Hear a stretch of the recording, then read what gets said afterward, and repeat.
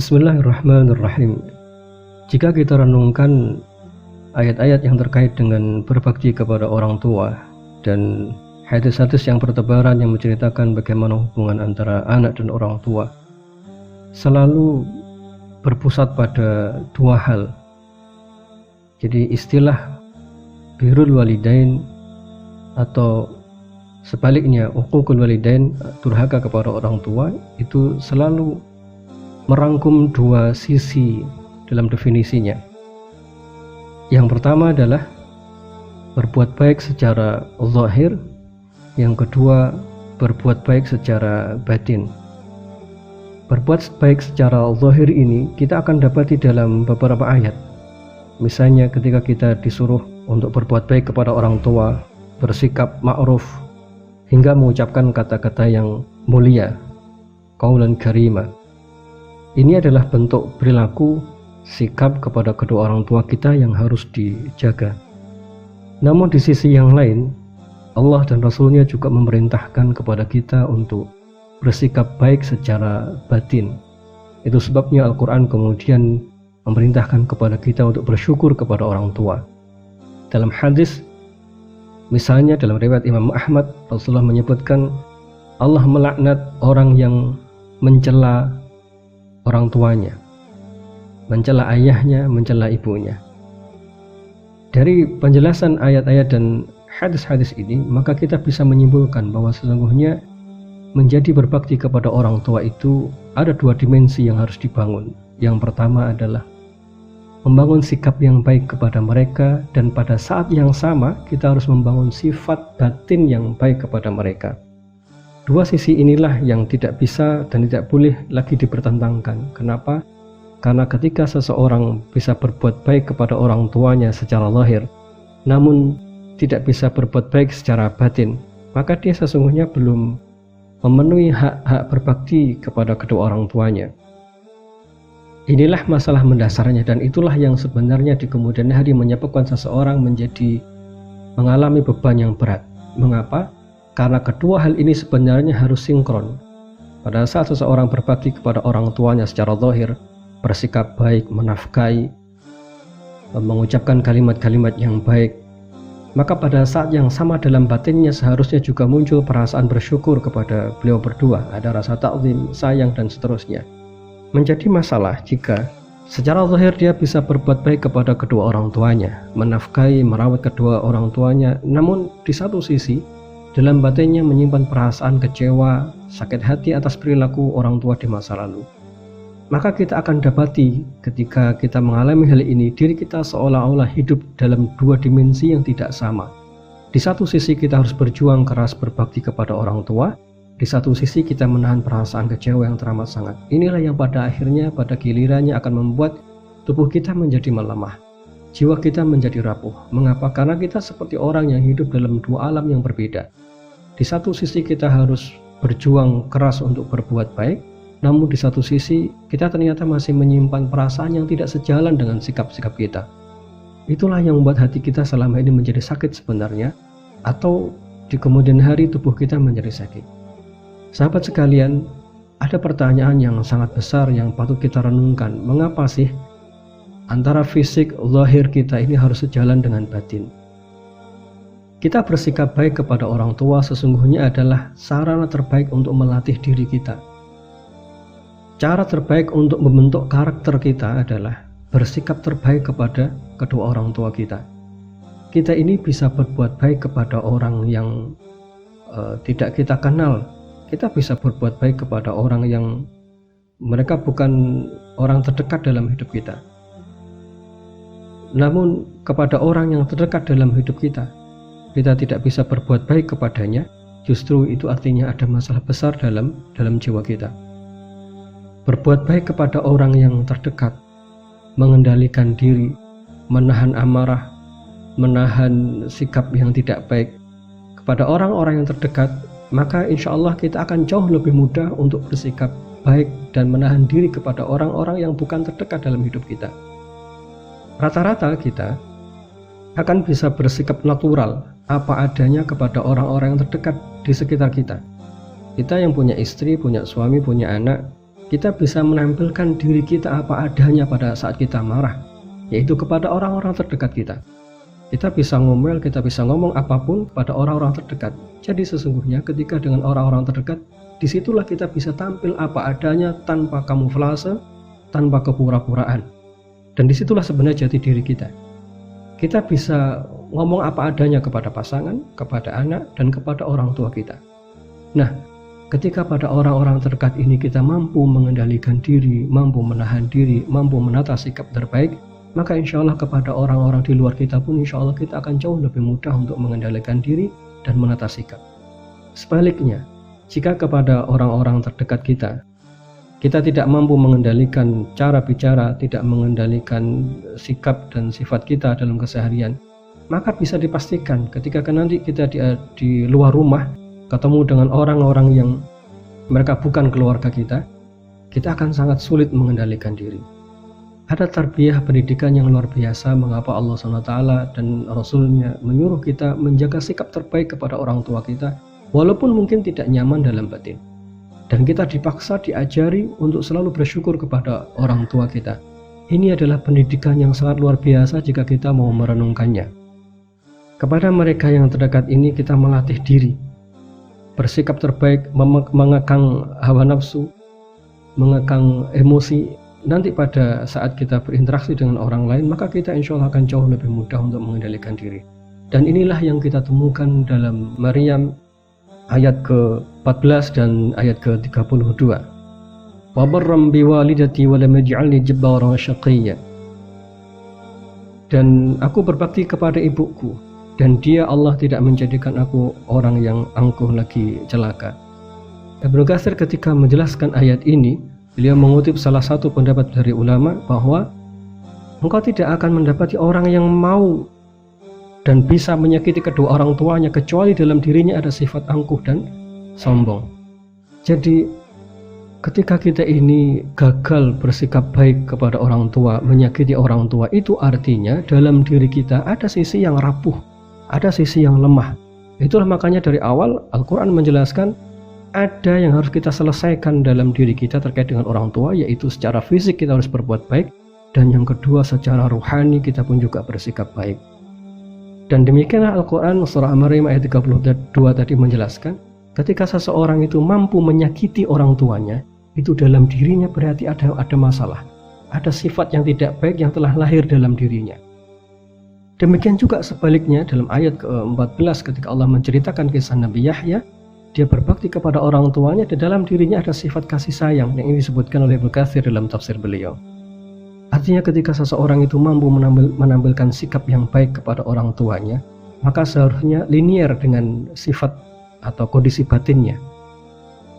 Dan demikian juga kalau dia menampilkan sikap yang tidak baik kepada orang tuanya, dalam dirinya pun sebenarnya sedang tumbuh sifat-sifat dan kondisi batin yang tidak baik.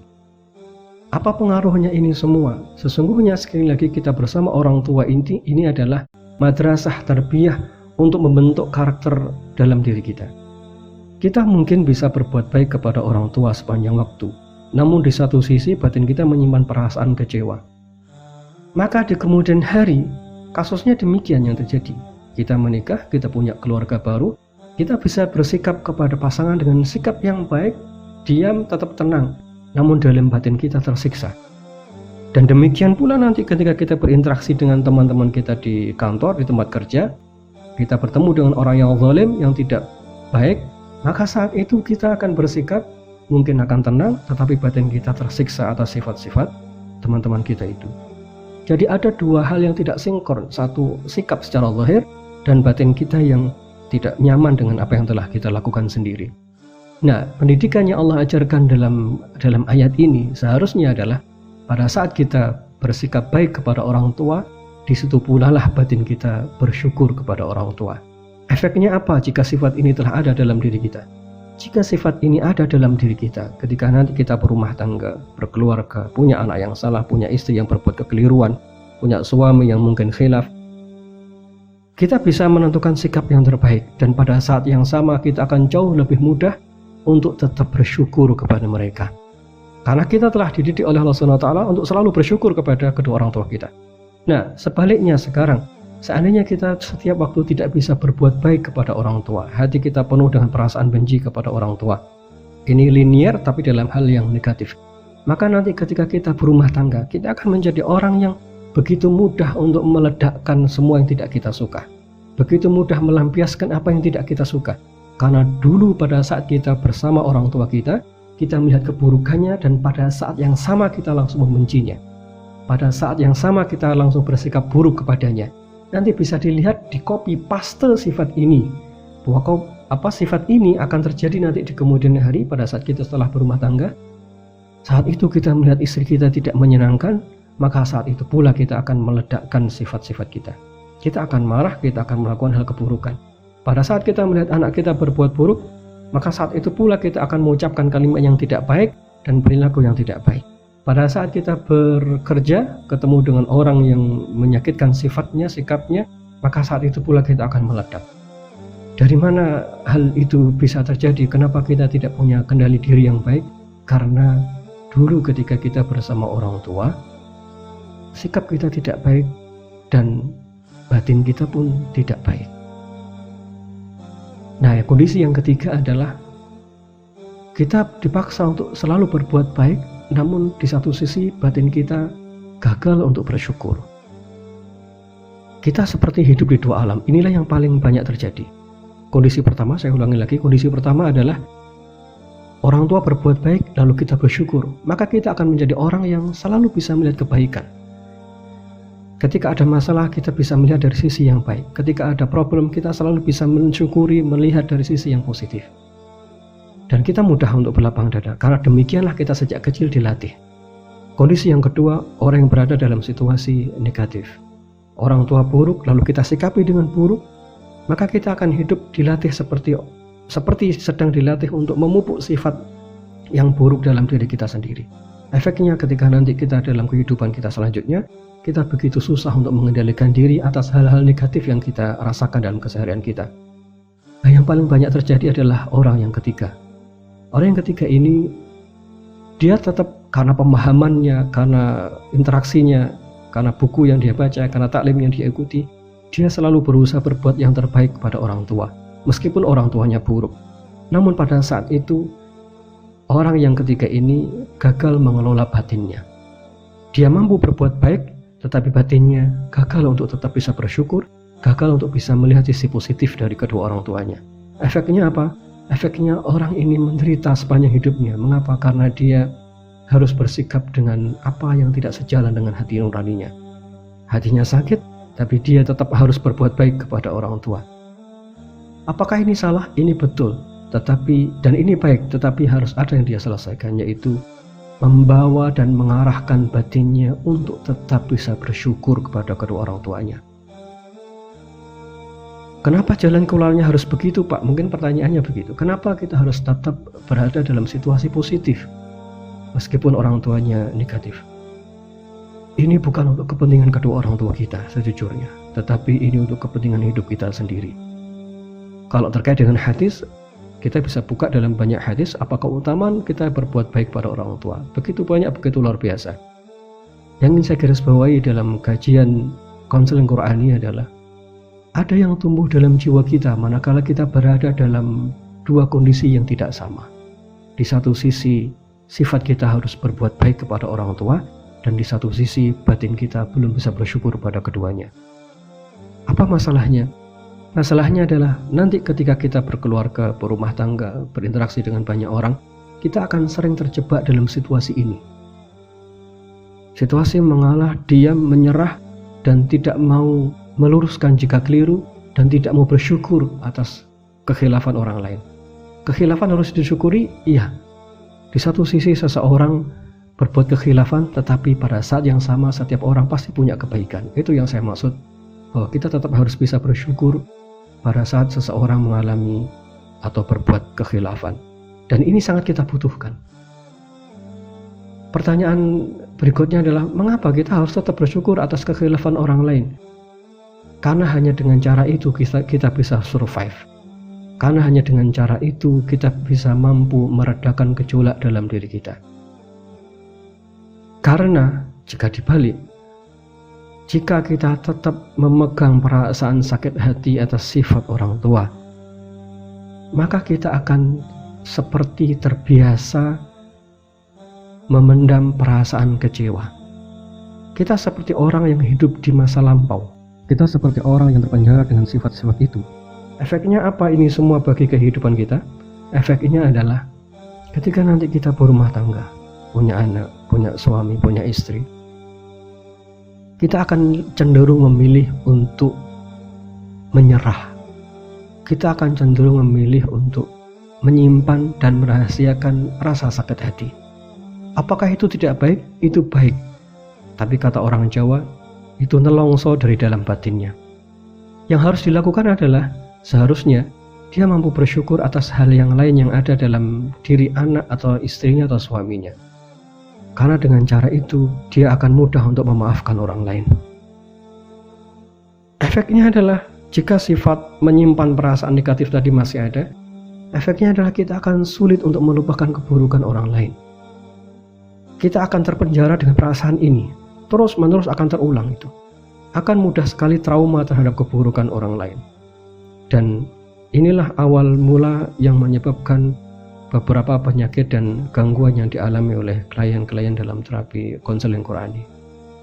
Jadi sahabat sekalian, saya ingin mengarahkan cara berpikir kita. Ketika kita mengalami konflik dengan orang tua, dengan orang lain, kita punya tiga pilihan. Menjadi orang yang linier dalam kebaikan, sifat dan perilakunya sejalan dengan batinnya, atau na'udzubillah yang negatif, perilaku yang negatif sejalan dengan hatinya yang negatif pula. Atau yang ketiga, kita tetap berusaha berbuat baik, tapi hatinya tidak sejalan dengan perbuatan yang baik itu.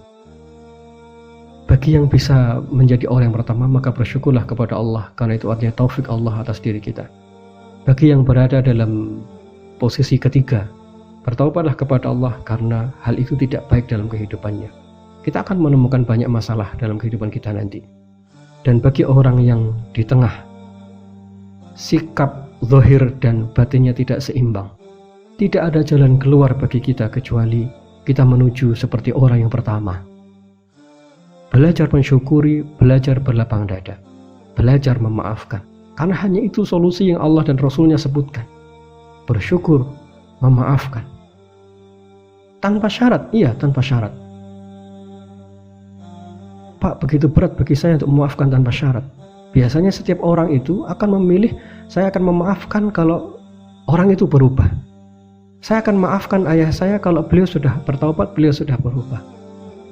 Sahabat sekalian, saya ingin nasihatkan satu hal sebelum sesi ini saya akhiri. Memaafkan dengan syarat itu membuat kita terbelenggu dalam dua hal. Satu, dia harus berjuang memaafkan, dan itu berat menyiksa batinnya. Dan yang kedua, dia harus berjuang menghilangkan was-was bahwa dia akan kecewa suatu saat nanti.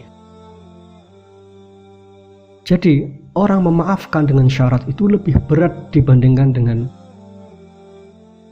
orang yang tidak mau memaafkan.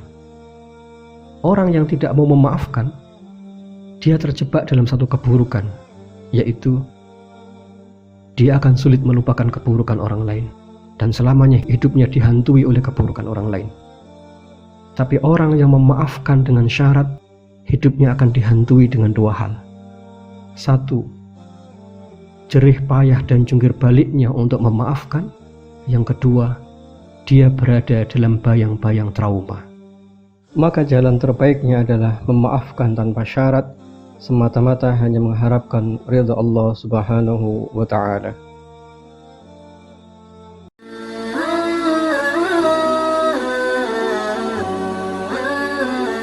Mm-hmm.